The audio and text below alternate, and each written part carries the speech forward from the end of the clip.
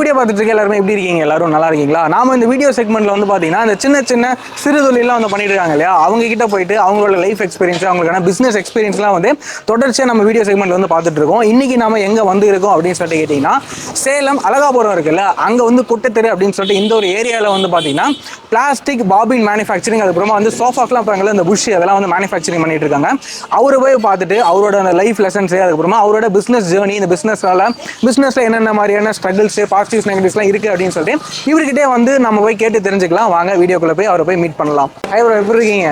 நல்லா இருக்கும் ப்ரோ. நீ எப்படி இருக்கீங்க? நான் நல்லா இருக்கேன் ப்ரோ. இப்போ வீடியோக்குள்ள போறதுக்கு முன்னாடி உங்களை பத்தி ஒரு சின்ன இன்ட்ரோ கொடுத்துருங்க, நீங்க யாரு அப்படின்னு. என் பேர் சிவா. நான் வந்து சேலம் மாவட்டத்தில் இருக்கேன். நான் வந்து என்ன பண்ணீங்கன்னா BE படித்து முடிச்சிருக்கேன். படித்து முடிச்சுட்டு ஒரு 2 மந்த் வந்து சென்னையில் ஒர்க் பண்ணேன் ப்ரோ.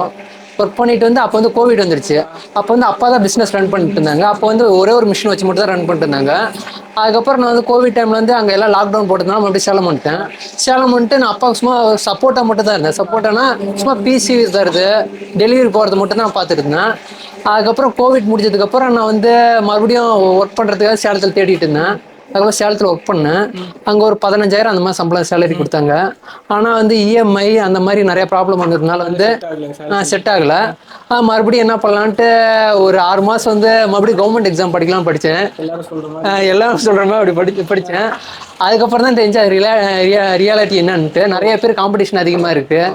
ஸோ அதனால் ரியலைஸ் பண்ணிவிட்டு நமக்கு ப்ரைவேட் ஜாப்பும் செட் ஆகல, கவர்மெண்ட் ஜாப்பும் செட் ஆகலன்னு சொல்லிட்டு பிஸ்னஸ் பண்ணலான்ட்டு ஒரு ஐடியாவில், ஸோ ஃபுல்லாமே பிஸ்னஸ் பண்ணலான்ட்டு ஒரு ஐடியாவில் அப்பா கூட ஜாயின் பண்ணி டெவலப் பண்ணிட்டு இருக்கேன் ப்ரோ. இப்போ சேலத்தில் வந்து எங்களுக்கு ஃபர்ஸ்ட் கேட்கும்போது புதுசாக இருந்தது, பிளாஸ்டிக் பாபின் மேனுஃபேக்சரிங் அப்படின்னு சொல்லி. சேலத்தில் பெருசாக நாங்கள் எப்படி வந்தீங்க இந்த பிஸ்னஸ்க்குள்ள?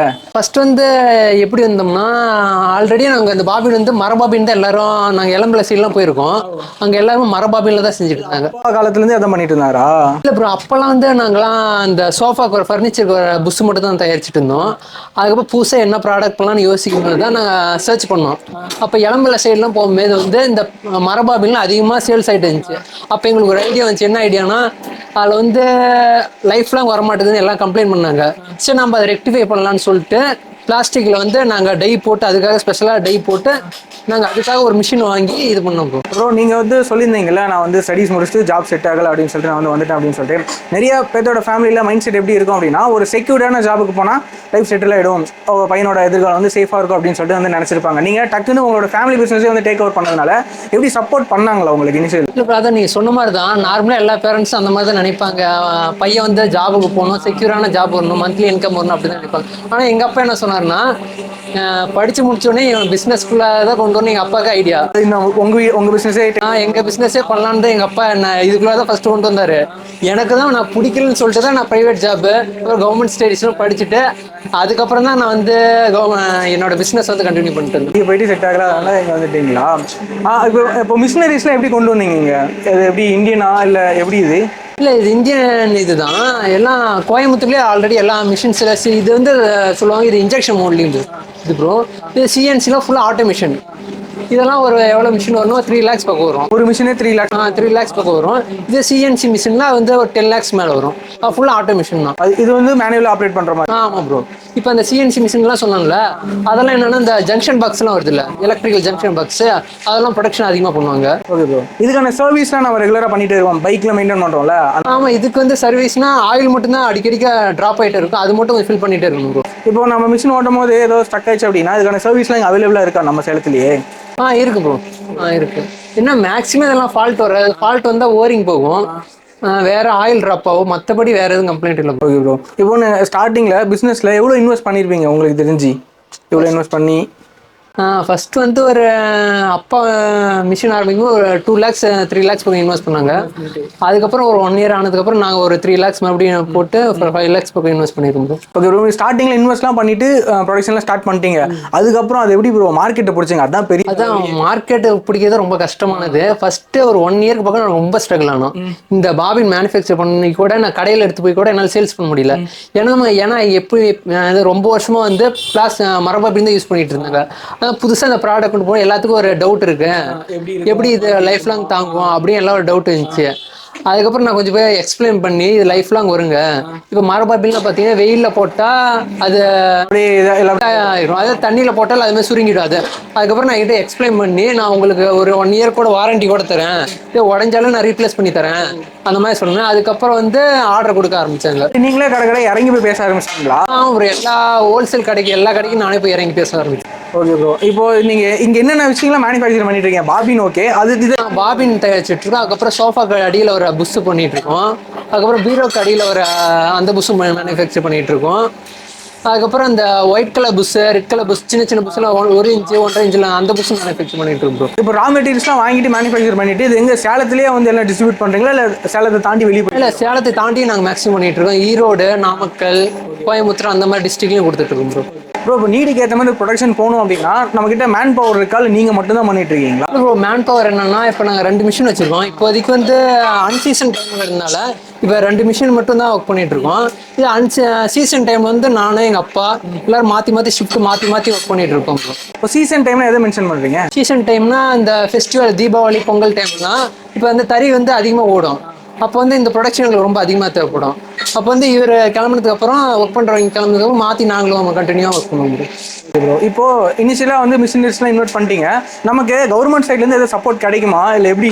நீங்கள் ஏதாவது ரிஜிஸ்ட்ரேஷன் ப்ராசஸ் அந்த மாதிரி எதுவும் இருக்கா? இதுக்கு வந்து ரிஜிஸ்ட்ரேஷன் கம்பல்சரி இல்லை, ஆனால் நாங்கள் ரிஜிஸ்ட்ரேஷன் பண்ணி வச்சிருக்கோம், எம்எஸ்சி ரெஜிஸ்டர் பண்ணி வச்சிருக்கோம்.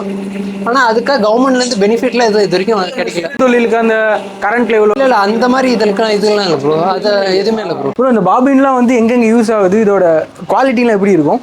இப்போ இந்த பாபின் வந்து மேக்ஸிமம் வந்து எதுக்காக யூஸ் பண்ணுறாங்கன்னா, அந்த தறிக்கு நூல் சுற்றுவாங்க பார்த்தீங்களா, அவங்களுக்கு தான் மேக்ஸிமம் தேவைப்படும். நூல் சுற்றுறீங்க பர்டிகுலர் நூல் சுற்றுறதுக்குன்னு ஒருத்தர் இருப்பாங்க, அவங்களுக்கு தான் மேக்ஸிமம் தேவை. அவங்க தான் லாட் கணக்கில் கேட்பாங்க, அதனால அவங்ககிட்ட தான் அதிகமாக மூவிங் ஆகும்.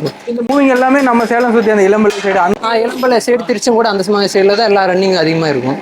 ஓகே ப்ரோ, இப்போ உங்களுக்கான ஏர்னிங்ஸ்லாம் எப்படி இருக்கும்? சீசனல் டைம் தான் மூவ் ஆகுதுன்னு சொன்னீங்கல்ல, ஏர்னிங்ஸ் எப்படி இருக்கும்? உங்களுக்கு சாட்டிஸ்ஃபேக்ஷனாக இருக்குமா? ரூம் ரெண்ட், கரண்ட் பில்லுக்குலாம் போகலாம். ஓகே ப்ரோ, ஃபர்ஸ்ட் அதான் மார்க்கெட் பிடிக்கிறதுக்கு முன்னாடி வரைக்கும் எனக்கு கொஞ்சம் ரொம்ப ஸ்ட்ரகிள் ஆச்சு. அதுக்கப்புறம் மார்க்கெட் பிடிச்சதுக்கப்புறம் ஒவ்வொருத்தரும் கான்டாக்ட் அதிகமாக எனக்கு கிடைக்க இப்போ அன்சீசன் டைமில் கூட ஓரளவுக்கு ஏர்னிங்ஸ் இருக்கு. ஓகே ப்ரோ, இப்போ எதுக்கெல்லாம் அதிகமாக ஸ்பெண்ட் பண்ணுற மாதிரி நீங்கள் வந்து நினைக்கிறீங்க? ஸ்பெண்டிங்னா எலக்ட்ரிசிட்டி அதிகமாக ஸ்பெண்ட் ஆகும். அதுக்கே ரொம்ப ஆகும் ப்ரோ. மந்த்லி வந்து 20,000 பக்கம் ஆகும் எலக்ட்ரிசிட்டி. ஏன்னா அது வந்து பிளாஸ்டிக் மெட்டீரியல் வந்து மெல்ட் பண்ணுறதுனால அதுக்கு வந்து எலக்ட்ரிசிட்டி அதிகமாக தேவைப்படுறதுனால மந்த்லி ஒரு 20,000 ஆகுது. 20 தான் எலக்ட்ரிசிட்டி மட்டும் போயிட்டு இருக்கா? பரவாயில்ல, இன்கம்லாம் ஓரளவுக்கு இன்கம்லாம் டீசெண்டாக வந்துடும். டீசெண்டாக. ஓகே ப்ரோ, நஷ்டம் இல்லாமல் வந்துட்டு இருக்கு. ஓகே ப்ரோ, இதுதான் வந்து பாபின் வந்து 10 inch பாபின். இது வந்து ஒரு பாபின் ரெடி ஆகணும் 3 பீஸ் தேவைப்படும். 2 வீலு, ஒரு சென்டர் கட்டை. இப்போ பாருங்க, இவர் ஓட்டிட்டு இருக்காரு பாருங்க, இது வந்து வீல் ஓட்டிட்டு இருக்காரு. வீல் வந்து மேலேயும் கீழே வரும். சென்டர் கட் நடுவில் வர தண்டு வந்து அதுக்கு ஒரு தனியாக ஒரு டை வச்சிருக்கோம், அதுக்கு தனியாக இன்னொரு நாள் ஓட்டுவார். 3 பீஸையும் வந்து செட் பண்ணிட்டு நடுவில் நாங்கள் கம்பி வாங்கி வச்சிருக்கோம். அந்த கம்பியை இதுக்காகவே வளைச்சி இது பண்ணுவோம் ப்ரோ. இதில் வந்து மொத்தம் வந்து 5 சைஸ் இருக்குது. 10 inch இருக்குது, 8 inch இருக்குது, 6 inch இருக்குது, 7 inch இருக்குது. மொத்தம் வந்து ஒரு 4-5 சைஸ் இருக்குது ப்ரோ. இப்போ 10 inch பார்த்தீங்கன்னா ஒரு 150 ரூபா பக்கம் வரும் ஒரு பாபின். இது 8 inch பார்த்தீங்கன்னா 130 ரூபா வரும். 7 inch பார்த்தீங்கன்னா 110 ரூபா வரும். 6 inchனா 100 ரூபா வரும். இப்போ மெட்டீரியல் பாபின் நாங்கள் காமிச்சல, அதோட மெட்டீரியல் பேர் என்னன்னா பிபின்னு சொல்லுவாங்க. நாங்கள் அந்த மெட்டீரியல் எங்கேருந்து எடுக்கிறோம்னா, பெரிய பெரிய கம்பெனியெல்லாம் இப்போ சொன்னல, கோயம்புத்தூரில் வந்து அந்த மாதிரி சிஎன்ஜி மிஷின்லாம் இருக்குல்ல, அங்கே வந்து பெரிய பெரிய கம்பெனி இருக்கு. அங்கேருந்து பெரிய பெரிய லம்ஸ் கட்டி மாதிரி வேஸ்ட்லாம் வரும், அதை நாங்கள் வந்து கட் பண்ணி இந்த கிரைண்டரில் போடுறோம். கிரைண்டரில் போட்டால் இந்த மாதிரி சிப்ஸ் மாதிரி வரும். இந்த சிப்ஸ் வந்து என்ன பண்ணுவோம்னா, அந்த மிஷின் இருக்குல்ல, அந்த மிஷினில் வந்து இது பண்ணி மெல்ட் ஆகி வந்து டைக்குள்ளே வந்து பீஸ் ரெடி ஆகும். அந்த பாபினா மேக் பண்ணுறீங்களா ப்ரோ? அப்புறமேட்டு இன்னொரு கொஸ்டின் என்னன்னா, இப்போ இந்த வீடியோ பார்த்துட்டு நிறைய பேர் வந்து பிஸ்னஸ் புதுசாக ஸ்டார்ட் பண்ணுறேன் அப்படின்னு சொல்லிட்டு திங்க் பண்ணுவாங்கல்ல, அவங்களுக்கு வந்து உங்களோட நீங்கள் வந்து இத்தனை வருஷமா இருக்கீங்களே இந்த ஃபீல்டில், புதுசாக இந்த ஸ்ட்ரகிள்லாம் இந்த பிஸ்னஸில் வரும், இந்த பிஸ்னஸ் பண்ணால் இவ்வளோ பெனிஃபிட் இருக்குது, இந்த ஸ்ட்ரகிள்லாம் வரும், இதெல்லாம் பார்த்து பண்ணுங்க அப்படின்னா உங்களோட லெசன்லேருந்து என்ன சொல்லுவீங்க யூஎஸ்க்கு? என்னன்னா, இது ப்ராஃபிட் மார்ஜின் வந்து அதிகமாக வச்சு விற்க முடியாது ப்ரோ. இப்போ நாங்கள் சொன்னல, ஆல்ரெடி முன்னாடியே சொல்லியிருப்போம், மரபாபின்னு சொன்னல, இப்போ 10 inch வந்து நாங்கள் 180 ரூபாய்க்கு தரோம். இதே மரபாபின் வந்து 170 ரூபாய்க்கு சேல்ஸ் பண்ணுறாங்க. வெறும் 10 ரூபா மட்டும் தான் நாங்கள் மார்ஜின் வச்சு விற்கிறோம். 10 ரூபா தான். ஆனால் உண்மையாலுமே எங்களுக்கு அந்த பாபின் ஒரு 20-30 ரூபா தான் நிற்குமே. அதனால ப்ராஃபிட் மார்ஜின் வந்து கொஞ்சம் கம்மியாக இருக்கும். ஆனால் குவான்டிட்டி அதிகமாக அந்த அதாவது அதிகமாக ஆர்டர்ஸ் வெளியே பிடிச்சிட்டோம் அப்படின்னா நமக்கு ஓரளவுக்கு வந்துடும் அப்படின்னு முடிஞ்ச அளவுக்கு உங்கள் ப்ராஃபிட் மார்ஜின் வந்து கம்மி பண்ணீங்கன்னா ஆர்டர் வந்து அதிகமாக கிடைக்கும். இதில் என்னென்ன மாதிரியான ஸ்ட்ரகிள்ஸ்லாம் வரும்னு நீங்கள் நினைக்கிறீங்க? ஸ்ட்ரகிள்ஸ்னால் எனக்கு வந்து ஃபெஸ்டிவல் டைம் தான் கொஞ்சம் அதிகமாக ஓட்டம் வரும், மற்ற டைமில் சீசன்லாம் கொஞ்சம் கம்மியாக இருக்கும், அப்போ வந்து லாபம் இருக்காது. நீங்கள் அந்த டைமில் வந்து புதுசாக வேற ஏதோ ப்ராடக்ட் வந்து அன்சீசன் டைமில் வந்து நான் இப்போ அப்படி தான் கண்டுபிடிச்சி இது பண்ணியிருக்கேன். இப்போ எனக்கு அன்சீசன் டைமில் வந்து அந்த பீரோ கடையில் ஒரு புஷ்ஷு அந்த மாதிரி ப்ராடக்ட்லாம் அதிகமாக எனக்கு சேல்ஸ் ஆகும். அந்த மாதிரி நீங்கள் வந்து சீசன் இல்லாத டைமில் அந்த டைமில் உங்களுக்கு என்ன ப்ராடக்ட் அதிகமாக மூவ் ஆகுதோ அந்த ப்ராடக்ட் வந்து அதுக்காக டை செஞ்சு போட்டுங்க. கஸ்டமரோட நீடுலாம் வந்து இங்கே சேலம் மட்டும்தான் இருக்கா, இல்லை வெளியிலையும் அதிகமாக இருந்து வாங்குறாங்களா? அதிகமாக சேலத்தை விட அதர் டிஸ்ட்ரிக்ட்ல தான் அதிகமாக வாங்குறாங்க. நம்ம கிட்ட இருந்து வாங்கிட்டு போயிடும். இல்லை வாங்கிட்டு போகிறோம், நாங்கள் வந்து டோர் டெலிவரி கொடுப்போம். டோர் டெலிவரி பண்ணுறீங்களா? டோர் டெலிவரி பண்ணுவோம், அதுக்கப்புறம் பார்சல்லையும் அனுப்பிச்சு விடுவோம் ப்ரோ. இப்போ தமிழ்நாட்டில் எங்கேருந்து கேட்டாலும் நீங்கள் பார்சல் பண்ணுறீங்க? பண்ணிடுவோம் ப்ரோ. அந்த மாதிரி இப்போ லோக்கல் இப்போ இளம்பிள்ளை திருச்செங்கோல்ல டோர் டெலிவரி கொடுத்துருவோம். இதே மற்றபடி ஈரோடு கோயம்புத்தூர் அந்த மாதிரி இதெல்லாம் பார்சல் நாங்கள் அனுப்பிச்சுட்ருவோம் ப்ரோ. நீங்களே இண்டிவிஜுவலாக போய் டோர் டெலிவரி பண்ணுறது? ப்ரோ பக்கமாக சரௌண்டிங் ஒரு 50 கிலோமீட்டர் அந்த மாதிரி பக்கமாக இருந்துச்சு நான் டோர் டெலிவரி கொடுத்துருவோம். இப்போ சேலம் ஃபுல்லாக நீங்கள் டோர் டெலிவரி? ஆமாம் ப்ரோ. Okay bro. இப்போ இதை தாண்டி இந்த வீடியோ பார்த்துட்டு இருக்கவங்க உங்களை கான்டாக்ட் பண்ணி இந்த ஹோல்சேலாக வாங்குறாங்க, உங்ககிட்ட வந்து வாங்கணும் அப்படின்னு சொல்லிட்டு உங்களுக்கு நீங்கள் கொடுத்துருவீங்களா? தாராளமாக கொடுக்கலாம் ப்ரோ. அதுவும் நாங்கள் வந்து மரபாபினை விட ஒரு 10 ரூபா கம்மியாக தான் தரோம். இது லைஃப் லாங் வரும், மினிமம் ஒரு 2 இயர்ஸாக வரும். Minimum 2 years. 2 இயர்ஸா?